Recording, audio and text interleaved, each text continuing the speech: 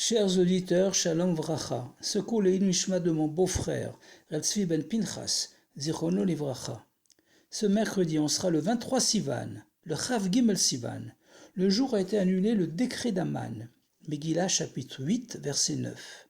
Dans la Sikha de Parshat Shlach 5743, le Rabbi explique que puisque Hayamim Haile Niskarim Benaasim, lorsqu'on se souvient de ces jours, leurs effets se renouvellent tous les ans, le 23 Sivan est un jour propice, Yom Segula, pour l'annulation de tous les décrets néfastes, même s'ils sont déjà scellés.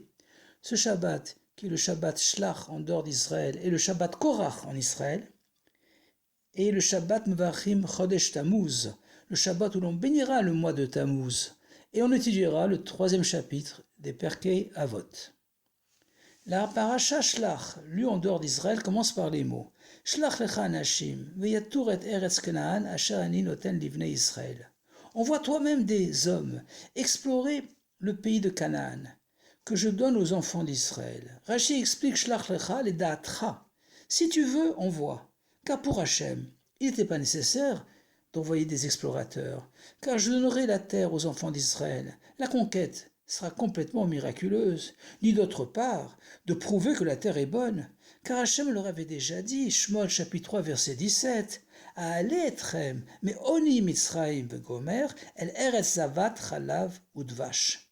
Je ferai monter de la souffrance d'Égypte vers la terre où coule le lait et le miel. Moshe Rabbeinu envoie donc 12 princes, les Sé Israël, représentant respectivement les 12 tribus d'Israël, pour explorer ensemble toute la terre d'Israël, rapporter que la terre est très bonne, exhiber ses produits, afin de réjouir les béné Israël, et accroître leur désir d'y rentrer. Sur les 12 explorateurs, 10 d'entre eux, tout en confirmant que la terre est bonne, vont décourager le peuple, en affirmant que c'est une terre qui dévore ses habitants. Eretz ochelet yoshveya hi.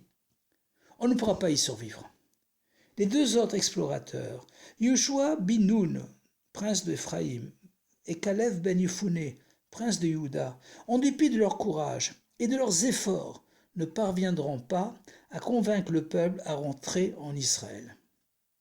On peut se demander comment ces 10 tzadikim, choisis par Moshe Rabbeinu lui-même, qui étaient au départ kshérim, ont pu agir ainsi, causant leur propre mort et obligeant le peuple à errer 40 ans dans le désert. La Chassidoute explique qu'ils avaient un très haut niveau spirituel et ne voulaient pas descendre au niveau de l'action des mitzvot, qui est une descente de la lumière infinie d'Hachem, Or Ein Sof, vers le bas. Après de longues années d'esclavage, Hachem leur a donné dans le désert une Torah complexe et infinie, 365 commandements négatifs, 248 commandements positifs, ayant chacun des milliers de détails et de précisions. Pour la maîtriser, une seule vie ne suffit pas en général. Donc, ils ont cru que monter dans la terre d'Israël, faire la guerre aux 31 rois, puis s'établir, labourer, semer, récolter, serait au détriment de l'étude de la Torah. Leur erreur était que si c'est Hachem qui désire que l'on monte en Israël, il leur donnera certainement les moyens de réussir parallèlement leur étude de la Torah et leurs activités matérielles. D'autre part, c'est uniquement sur la terre d'Israël que l'on peut accomplir les mitzvot spécifiques à la terre d'Israël. Trouma, Maser Rishon, Maser Sheni, Maser Oni, Bikurim, Leket, Shicha, Pea, Shemitah, Yovel, les lois de prélèvement pour le Kohen, le Lévi, pour les pauvres, les prémices, l'année shabbatique, le jubilé. La paracha Shlach a 119 versets, Kufitet Psukim. Ce nom fait allusion au Tehilim Kufiutet, le psaume 119 du roi David, appelé Temania Api, 8 faces, car chacune des 22 lettres de l'alphabet donne lieu à 8 versets commençant par cette lettre. C'est le Télim le plus long, 176 versets, 8 fois 22. Il est souhaitable qu'on le lise tous les jours, car à travers des 22 lettres de l'alphabet, dans leurs 8 faces, on arrive à purifier et élever toutes les paroles, et en particulier les paroles de médisance, comme celles des 10 explorateurs. D'autre part, Dans ce Télim 119, le roi David met l'accent sur les mishpatim, les doutes, les chukim, les lois civiles, les témoignages et les décrets, car même si l'étude de la Torah est indispensable pour nourrir notre neshama, notre âme, il ne faut pas oublier que l'Omidrash Haïka est là à Maasé. L'étude n'est pas l'essentiel, mais l'action qu'elle entraîne. L'envoi des explorateurs a eu lieu le 29 Sivan, comme rapporté dans le traité Ta'anit 29a. Et la lecture de la Parashat Shlach a toujours lieu dans la deuxième moitié du mois de Sivan, le mois du don de la Torah. En effet, c'est avec la sagesse de la Torah que l'on peut conquérir et rentrer en Israël et réaliser le raffinement de soi-même et de sa part matérielle. Zikur Hatzmo v'chelko ba'olam. On sait aussi que c'est à Tisha B'Av, le jour de la destruction du premier et du deuxième temple, qu'a eu lieu la faute des explorateurs. Le peuple a pleuré ce jour-là, manifestant leur crainte de monter en Israël. Hachem a dit alors à Moshe Rabbeinu, ils pleurent aujourd'hui pour rien. Plus tard, ils auront des bonnes raisons de se lamenter ce jour-là. D'ailleurs, 119 est aussi la gematria, la valeur numérique du mot dim'a, une larme. Lorsque ma chair se dévoilera, Hachem effacera les larmes de tous les visages. Umacha Hachem dima mal kol panim. Non seulement il n'y aura plus de mort, mais on assistera à la résurrection. Dans la Kabbalah, on explique que le mot dima, avec le kolel, c'est-à-dire si l'on ajoute 1 à la valeur numérique 119 du mot dima, on obtient 120, qui est la valeur numérique du mot moed, une fête. En effet, si on associe le kolel, c'est-à-dire le Dieu un, aux différentes épreuves que l'on peut subir, si l'on fait tchouva, retour à Hachem Echad, alors une situation de larmes deviendra un événement de joie. En particulier avec le Mashiach, la Yechida Klalit, les jours de larmes s'élèveront et seront transformés en jours de fête.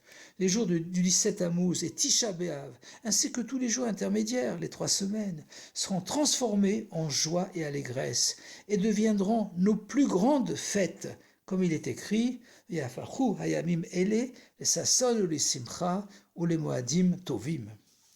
Que se réalise immédiatement et concrètement l'annonce dans la Parashat Shlach, ainsi qu'à la fin de l'Haftara de notre entrée en Eretz Israël, la terre des 10 nations, que se partageront alors les 13 tribus, car la tribu de Lévi aura aussi une part dans la terre d'Israël, constituée de 12 territoires provenant respectivement des 12 tribus d'Israël. La Parashat Korach, lue ce Shabbat en Israël, a 95 versets, et son siman est Daniel. Dans une sikha, le Rebbe explique que le prophète Daniel se distingue des 48 autres prophètes de la Bible, d'une part par son ultime don de soi, son Mesorot Nefesh, qui lui a valu le miracle de sortir indemne de la fosse au lion, et d'autre part par le fait qu'il est le seul prophète qui donne des dates de la venue du Mashiach. Le nom Daniel est composé de 2 mots, din et kel. Din, c'est le jugement, la sévérité, la rigueur. Et kel, c'est le nom de Dieu indiquant sa bonté. On doit transformer la sévérité de l'exil en la bonté de la Géoula, de la rédemption. On retrouve d'ailleurs la même idée dans la Parashat Korach, qui commence par les mots Vayikar Korach, que Anklos traduit par Ve'it Peleg. Il a divisé le peuple juif, ce qui constitue un acte de gvoura, de sévérité. Par contre, la fin de la paracha traite des 24 matanot kuna, les 24 cadeaux, la trouma, les sacrifices, les brachot qu'Hachem donne aux Kohanim, et à travers eux à tout le peuple juif, appelé Mamlachat Kohanim, un royaume de prêtres. On peut se poser plusieurs questions sur la paracha Korach. Premièrement, Shlomo HaMelech, le roi Salomon, dans les Proverbes, Mishlé, chapitre 10, verset 5, affirme que Shem Rechaim Yirkav, que les noms des impies pourrissent.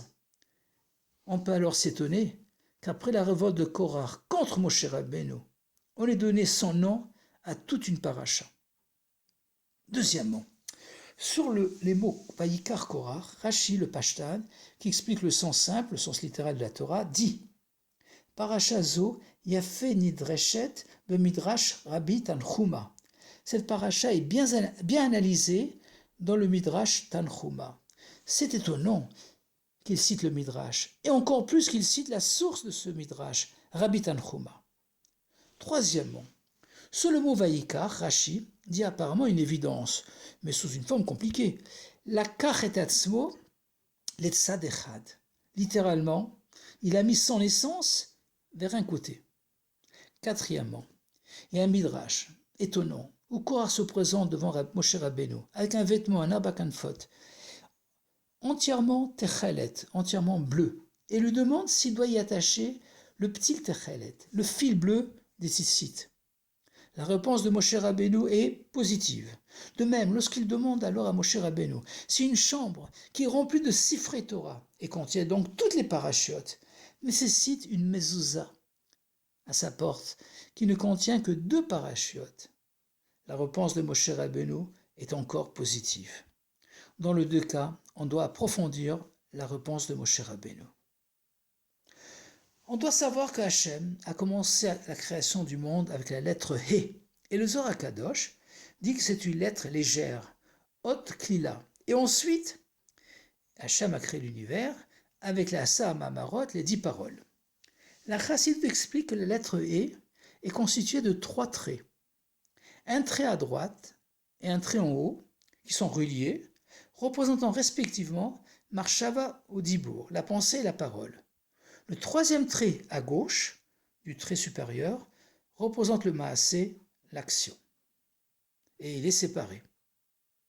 La pensée et la parole se succèdent et sont liées. Par contre, il y a un vide entre eux et l'action, car on n'arrive pas toujours à concrétiser nos pensées et nos paroles. On va comprendre maintenant les erreurs de Korach à partir des 3 lettres de son prénom, qui constituent 3 déformations de la lettre He. En effet, la première lettre, Kouf de Korach, est comme un He, mais le trait à gauche descend en dessous de la ligne. Ce sont nos actions, nos mitzvot, qui sont imparfaites, ne respectant pas les normes de la Torah, du Shulchan Aruch. Car notre étude de la Torah, notre limoud est insuffisant. Dans le premier cas du Midrash, le vêtement représente l'action des mitzvot, qui comme un vêtement nous enveloppe. Et les fils, les tzitzit représentent l'étude de la Torah, l'intellect, le dibour, marshava de la Torah. Même si notre beged, notre vêtement est entièrement techelet, bleu, qui est la couleur du ciel, même si on a une kabbalot ol malchut shamayim, une soumission totale à Hachem, au niveau de l'accomplissement des mitzvot, on a besoin des tzitzit, de l'étude, car sinon chacun accomplira les mitzvot à sa façon. À l'opposé, la 2e lettre de Korach, le Resh, est comme un He sans le trait gauche. Et à l'étude de la Torah, au niveau de la pensée et de la parole, mais il manque totalement l'action des mitzvot. C'est le 2e cas du Midrash. Même une chambre remplie de sifrei Torah, même un juif qui maîtrise toute la Torah, doit accomplir les mitzvot, et en particulier la mitzvah de fixer une mezouza. Car lo midrash ikar et la hamaasé. C'est l'action et pas l'étude qui est l'essentiel. Lorsque Korach a entendu ceci, il s'écria Kol ha'eda kula kedoshim umadua titnasu al ke'al Hashem. Toute l'assemblée est sainte, et pourquoi vous vous élevez au-dessus de l'assemblée de Dieu? Et c'est précisément le sens de la lettre Chet, la 3e lettre de Korach. À savoir, on est tous égaux, il n'y a pas de séparation entre le trait supérieur du He, entre les maîtres, les sadikim, les rébéim, et le trait à gauche, les juifs d'action. Le monde étant créé avec la lettre He, on ne doit pas la déformer. En pleine action, on doit s'efforcer de s'élever spirituellement et réciproquement. Lorsqu'on s'élève spirituellement, on doit s'efforcer de concrétiser cette élévation dans l'action. Après l'explication du Midrash, on va répondre aux autres questions. Lorsque Rashi dit Parasha zo yafé nidreshet, et que Vaïkar signifie Vaïkar et atzmo, il nous apprend que si on approfondit cette paracha, on peut en tirer un bel enseignement, à savoir que Korach En dépit de ses erreurs et du non-respect de la volonté d'Hachem de nommer Aaron comme Kohen Gadol, Korach avait une bonne intention, provenant de son Netzem, de l'essence de sa Neshama, de son âme. Il voulait être Kohen Gadol. On peut apprendre de Korach que même si l'action est essentielle, on doit aspirer à s'élever spirituellement, même au niveau d'un Kohen Gadol, et désirer l'ère messianique, comme Korach, qui avait 33 siècles d'avance, et savait que lorsque Mashiach viendrait, les Lévi'im, et il était un Lévi, deviendraient des Kohanim. De plus, Rashi mentionne l'auteur du Midrash, Rabbi Tanchuma. Or Tanchuma a la même racine que Menachem, qui console, et on ne peut s'empêcher de penser au Rabbi, dont le prénom est Menachem Shemo, le consolateur des générations qui ont suivi l'Holocauste, le consolateur du peuple juif, qui nous apprend à chercher le bien et le beau, même dans ceux qui, extérieurement, par leurs actions, semblent en être dépourvus. Et ceci, jusqu'à la consolation ultime, avec le gouvernement du Rabbi Melech HaMashiach Techef Umiyad Mamash, Yechi Adonai le Morin Verabbeinu Melech HaMashiach Olam Vaed, Shabbat Shalom, Akut et Shabbos, et à bientôt dans le 3e Beit HaMikdash.